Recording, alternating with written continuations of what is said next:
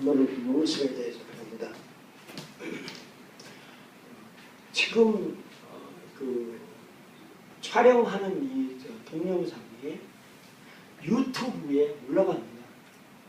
그 전 세계 인구에게 이게 인터넷으로 공개되는데, 근데 시청하는 사람은 4명, 5명, 60억 인구 중에 그렇게 시청률을 기록하고 있습니다.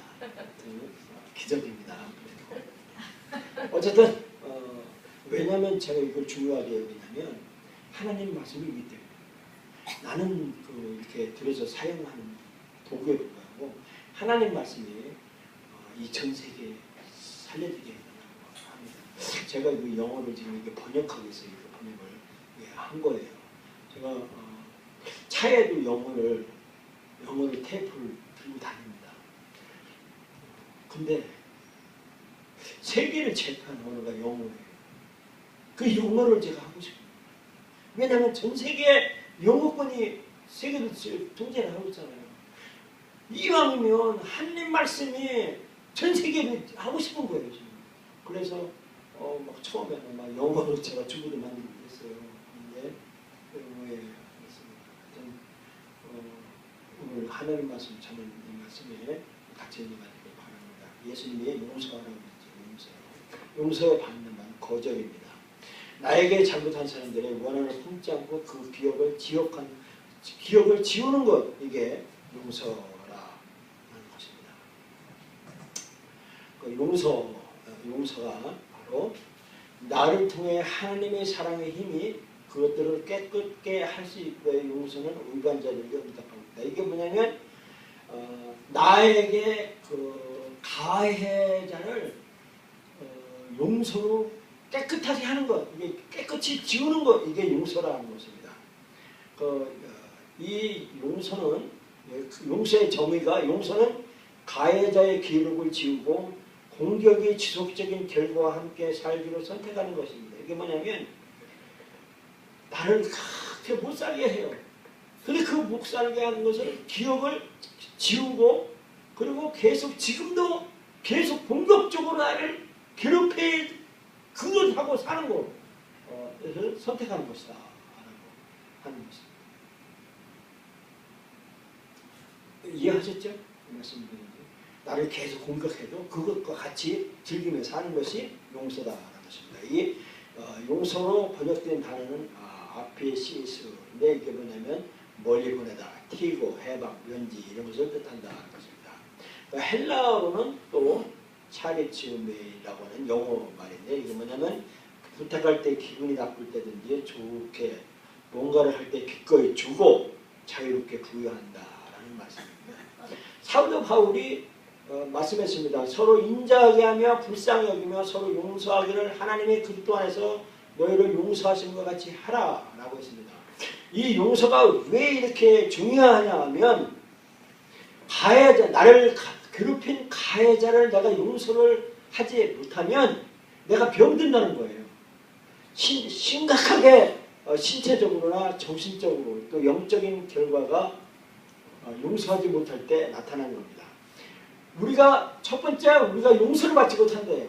나를 해코지 하는 사람을 내가 용서하지 않으면 너희가 사람의 과실을 용서하면 너희 천부께서 너희 과실을 용서하리라. 내가 용서 못 받는답니다. 두 번째는 내가 고통받는다는 것입니다. 내가 용서를 못하면 다른 나를 힘들게 하고 나를 괴롭힌 사람을 내가 용서하지 못하면 내가 고통받는다는 것입니다. 마태복음에 보면 큰 빚을 용서받은 하인이 집에 와가지고 나한테 그 빚진 자를 용서하는 걸 거부할 때 하는 말씀이 아까 오전에 말씀했죠. 가서 이 주인이 놓아여 그 빚을 다 갚도록 저를 옥졸들에게 붙이니라. 탕감받은 사람이 집에 가가지고 다른 나한테 이 빚진 사람한테 가서 막 돈 안 준다고 갖다 감옥 쳐넣었다라는 것입니다. 그러면 진짜 큰 빚을 탕감된 사람이 와가지고 내가 너 용서해줬는데 네가 왜 조그만 사람을 그렇게 괴롭히냐 하면서 감옥에다 쳐넣는다라는 것입니다. 그래서 우리는 용서를 못하면 내가 고통받는다는 것입니다. 내가 다른 사람을 용서를 못하면 내가 모욕당한다는 겁니다. 우리가 불쾌하게 될 때 하나님은 우리의 범죄들을 용서하기 위해 우리들에게 은혜를 주신다는 것입니다. 모든 사람으로 더불고 화평함과 거룩함을 쫓아라. 이것이 없이는 아무도 주를 보지 못하리라 그랬습니다. 그리고 용서를 하지 못할 때 내가 건강에 손상을 입힐 수가 있다는 것입니다. 내가 나에게 힘든 사람, 나를 힘들게 한 사람을 용서하기를 거부하는 경우에는 우리는 예수님의 테이블, 천국에 앉을 수가 없다라고 말하는 것입니다. 이런 거는 너희 중에 약한 자와 병든 자가 많고 잠자는 자도 적지 아니하니 그랬습니다. 너희가 사람의 과실을 용서하면 너희 천부께서도 너희 과실을 용서하시려니와 너희가 사람의 과실을 용서하지 않으면 너희 아버지께서도 너희 과실을 용서하지 아니하시리라 라는 것입니다. 그러면 그 면제와 용서와의 관계에 있어서 말하고 있습니다. 누군가가 나의 가족, 내 사랑하는 가족 한 사람을 죽였다. 그러면 우리는 그 사람을 용서 못하죠. 그런데 용서를 해야 된다는 것입니다.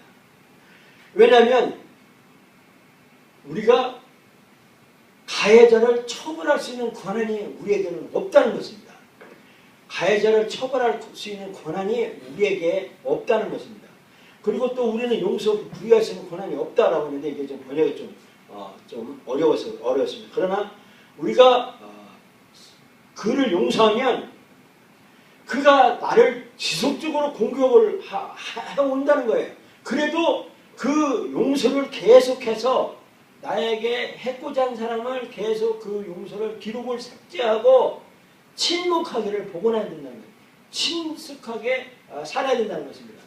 제가 당뇨 환자인데 당뇨 의사가 하는 말이 뭐냐면 당뇨는 나하고 친구가 같이 늘상 살아야 된다는 거예요. 같이 친구와 같이 친하게 지내야 된다는 거예요. 저보고 그런 말씀을 하더라고요. 이와 같이 나를 힘들게 한 사람을 늘 가까이 같이 사는 거예요. 그렇게 할 때 우리를 용서를 면제받을 수가 있다는 것입니다.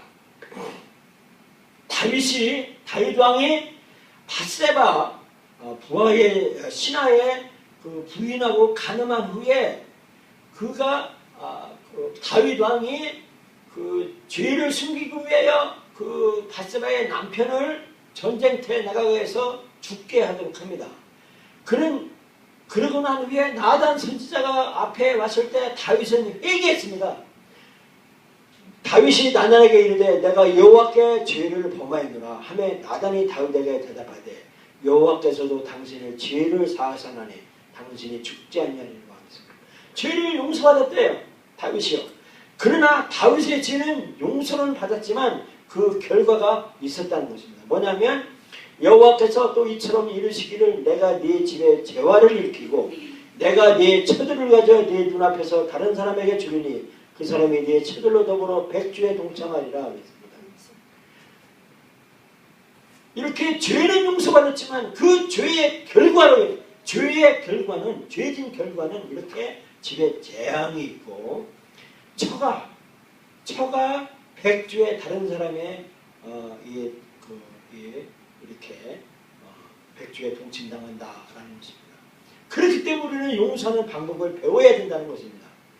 사람들이 만약에 우리를 다치게 하였거나 불쾌하게 하였던 어떤 사람에게 상기 수 있는 질문을 받을 때 이렇게 대답하죠. 예. 그리고 그게 쉽게 용서가 됩니까? 우리가 물어보잖아요. 누가 나를 힘들게 하면요. 그러면 네가 그게 용서가 되냐? 예. 저 용서가 그렇게 쉽게 됩니까? 우리는 그렇게 쉽게 말하죠. 그거 맞아요. 그래 이 용서를 하지 못할 때 쓰라림이 우리에게 나온대요. 이 쓰라림은요. 문둥병과 같다는 겁니다. 이 문둥병은 문둥병의 특징이 뭐냐면 어떠한 고통의 이 감각도 없다는 겁니다. 그래서 이 문둥병 환자는요, 이 불에 뒤기도 하고 뭐 이렇게 해도 이게 신경의 감각이 없다는 것입니다. 그래서 그들을 자신을 다치게 하는 입장을 하지 못한다는 겁니다. 내 자신이 다치는 것도 알지 못하고 다른 사람 다치게 하는 것도 모른다는 겁니다. 그들의 말과 태도, 행동을 가지고 다른 사람을 다치게 하지만 그 입장을 알지 못한다는 것입니다. 그래서 우리는 용서하는 방법을 배워야 되는데 용서하라고 하는 예수님의 명령인데 서로 인자하게 하며 불쌍히 여기며 서로 용서하기를 하나님이 그리스도 안에서 용서하시는 것 같이 하라라고 말씀해 주고 있습니다. 누가 내게 혐의가 있거든 서로 용납하여 피차 용서하되 주께서 너를 용서하신 것 같이 너희도 그리하고 있습니다.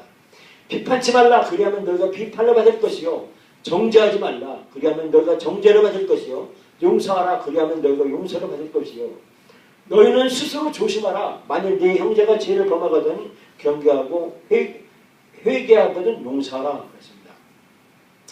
우리가 용서하는 것을 그 개념들을 이해하는 것 보면요, 우리가 자비를 요청을 해야 된다라고 하는 것입니다. 그 반대는 뭐냐면 시간을 더 달라고 요청을 하는데 이 시간을 달라고 하는 것보다는 나에게 자비를 달라고 그렇게 요청을 하라는 거예요. 용서를 구하라는 겁니다.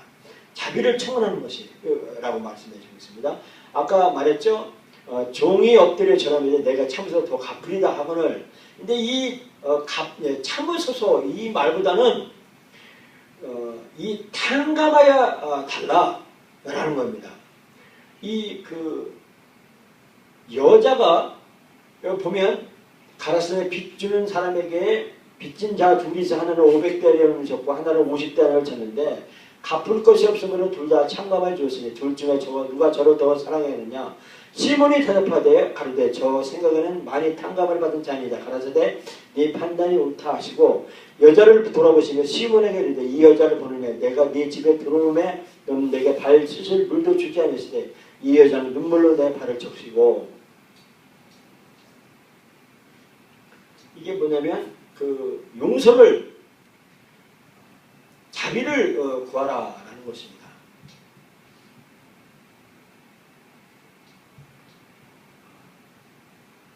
45절 보겠습니다. 너는 내게 입맞추지 아니하시되 저는 내가 들어올 때로부터 내 팔에 입맞추기를 그치지 아니하였으며 너는 내 머리에 감람류도 붓지 아니하시되 저는 향유를 내 발에 부었느니라.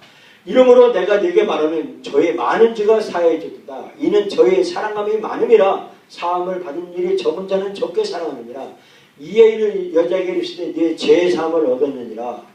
이겁니다.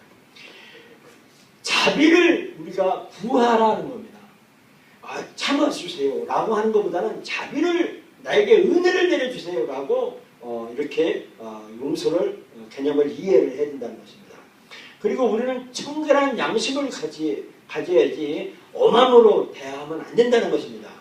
다윗은요, 나단 선지자가 다윗에게 와서 비유로 얘기를 합니다.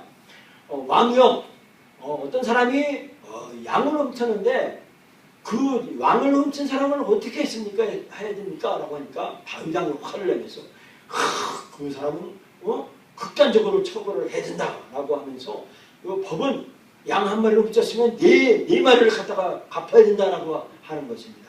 이것은 죄의 위반이라는 것입니다. 그런데 나중에 나단 선지자가 다윗 당신입니다 라고 한 거예요. 그렇게 하면서 우리는 이 저 묻은 개가 똥 묻은 개 보고 뭐라고 한다듯이 자기 자신을 그렇게 용서를 남을 용서를 해야 된다는 것입니다. 그렇게 말씀해주고 있습니다. 로마서 2장 1절에 보면 그러므로 남을 판단하는 사람아 물론 누구든지 내가 핑계치 못할 것은 남을 판단하는 것으로 네가 너를 정죄하매니 판단은 네가 같은 일을 행하느니라. 이런 일을 행하는 자에게 하나님의 판단이 진리대로 되는 줄을 우리가 아노라. 이런 일을 행하는 자를 판단하고도 같은 일을 행하는 사람아 네가 하나님의 판단을 피할 줄로 생각하느냐 라는 것입니다. 우리가 엄한 것으로 엄한 법적으로 잣대로 재지 말라라는 것입니다. 우리가 사랑으로 대해야지 보복하려고 약점을 찾으면 안 된다는 것입니다. 우리가 사랑으로 성령의 능력을 받는 세 가지 단계가 있는데 첫 번째는 성령 충만해야 된다는 것입니다. 성령이 내 안에 들어와 주셔야 된다는 것입니다. 너희는 다시 무서워하는 종의 영을 받지 아니었고 양자의 영을 받았으므로 아버지라 부르짖느라고 했습니다. 이것이 성령 충만이라는 것입니다. 내가 나는 예수님이 하라고 하는 그 용서를 못하지만 예수님이 내 안에 들어오셔서 예수님이 하십시오 라고 하는 겁니다. 예, 그 오전에 네가 나를 사랑하느냐 주여 주님이 하십니다 라고 하는 그 고백과 같다는 것입니다.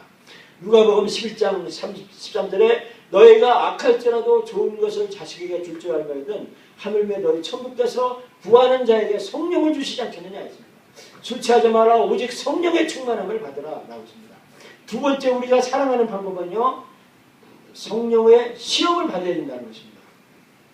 고린도후서에 그러므로 내가 그들을 위하여 약한 것들과 능력과 궁핍과 핍박과 곤란을 기뻐하노니 이는 내가 약할 때에 곧 강함이니라. 데살로니가전서도 범사에 감사하라. 그리고 항상 기뻐하라. 그리고 환난 날에 나를 부르라. 내가 너를 영화롭게 하려고다. 우리는 이 성령의 테스트, 시험을 통과할 때는 우리는 사랑과 기쁨과 평화의 능력을 경험한다는 것입니다. 그것은 예수님께서 성령 충만해서 광야에 40일 동안 광야에서 이 성령의 능력으로 사탄을 이기는 것을 설명해주고 있습니다. 우리는 이렇게 용서를 하고 이 사랑을 하고 성령 아까 말했죠. 이 성령의 뜻대로 사랑하는 것은 하려면 우리는 내 자신을 거룩하게 해야 된다는 것입니다. 그리고 우리 자신을 주님께 바치라고 그랬습니다.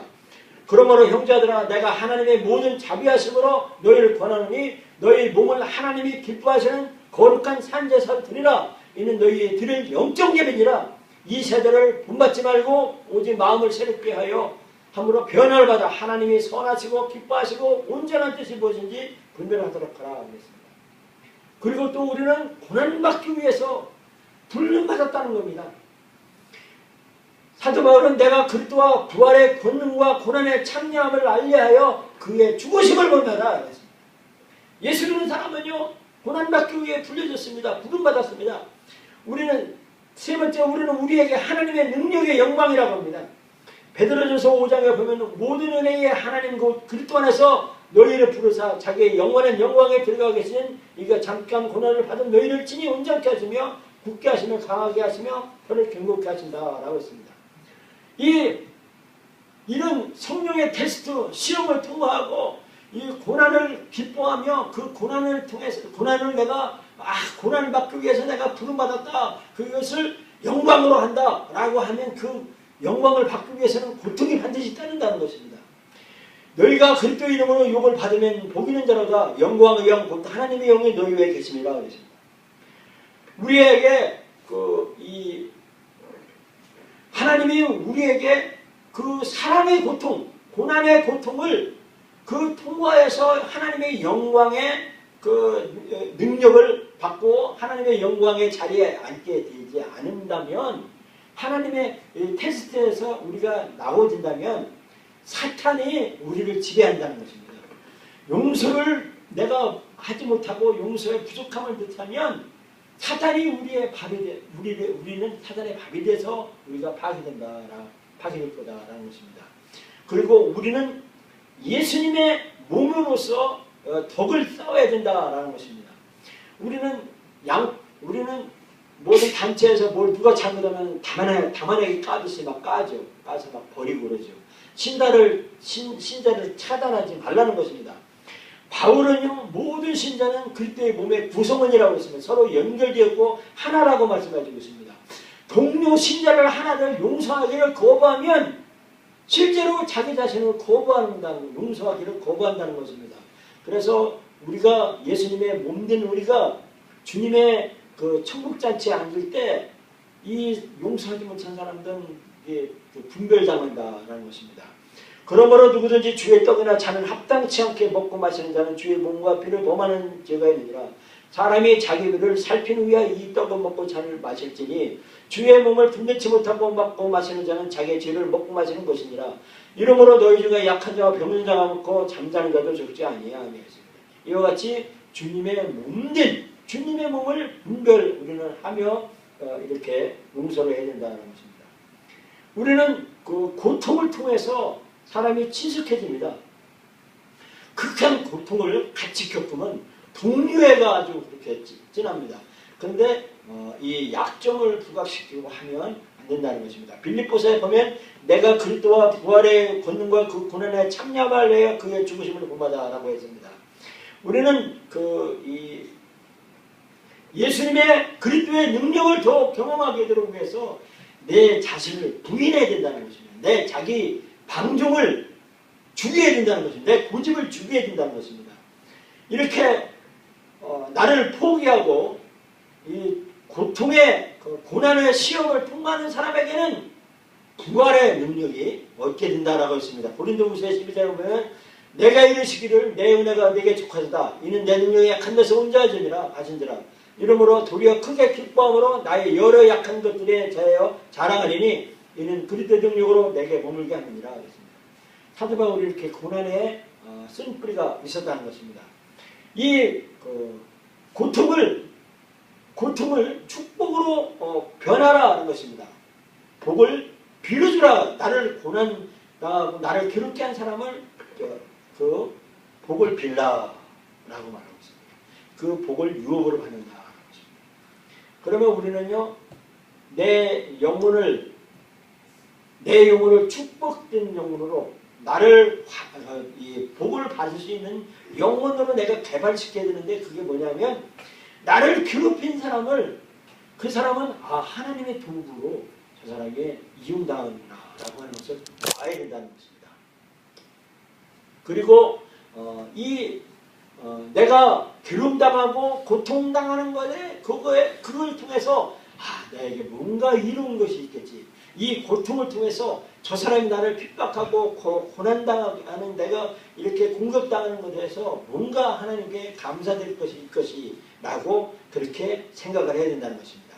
그리고 범죄, 다른 사람이 나를 괴롭힌 이것을 통해서 하나님이 원하는 것을 발전하도록 나를 그 풍속을 바꿔야 된다라는 것입니다.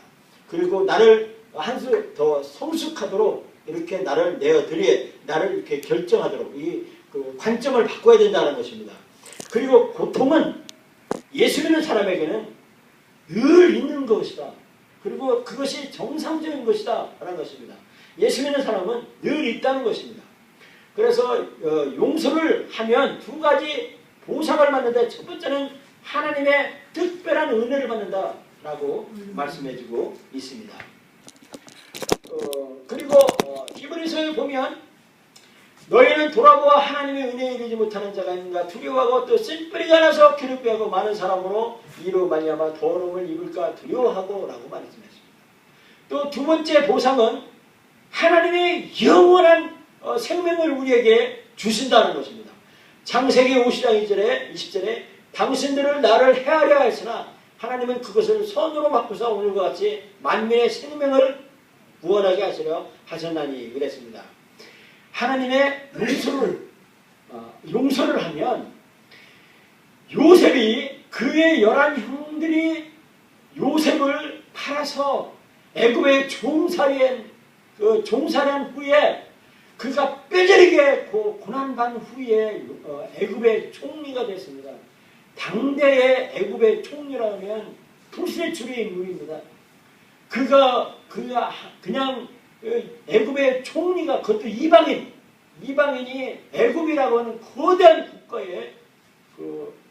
국가의 거대한 나라의 총리 대신이 됐다는 것은 그가 어릴 때 형들의 멸시를 받아서 팔려나가고 또 구렁텅이에 파이고 그걸 떨어가고 또 애굽의 종에 팔려가서 종살이하다가 또 보드발의 장군의 음식 일을 하다가 모함당해가지고 그가 아무도 없을 때 주인의 부인한테 이렇게 모함당해서 그 혈기방장한 이팔청춘 그 젊은 사람이 그 위기를 떨쳐내고 이렇게 피했다는 것은 상상을 초월하는 자기 절제고 자기 하나님의 능력이 큰 그가 그만큼 총리가 될 수 있는 그릇이었기 때문입니다. 감옥에 들어가서도 그가 수년 동안 그 아주 감옥에 모범스러워서의 삶을 살았고, 그리고 그가 거기에서 이 착한 일하고 선한 일을 해서 그가 다시 끌려와서 복직을 하고 애굽의 총리가 되고, 또 형들이 그 기근으로 인해서 애굽에 와서 물건을 사왔을 때 한 번에 자기 형이라는 걸 알았는데 옛날 생각하면 용서를 할 수가 없었죠. 그런데 그는 형들을 용서했습니다. 이 위대한 일, 그것이 바로 하나님의 영원한 복을, 당신을 생명을 구원하게 한 그 의미의 이것이 보상으로 축복해준다는 것입니다. 우리는 나에게 힘들게 한 사람을 얼마나 관대하게 생각합니까? 또 내가 진정한 사랑을, 능력을 행하는 것이 내 삶의 목표인가? 내 삶의 목표가 이것인가 정말?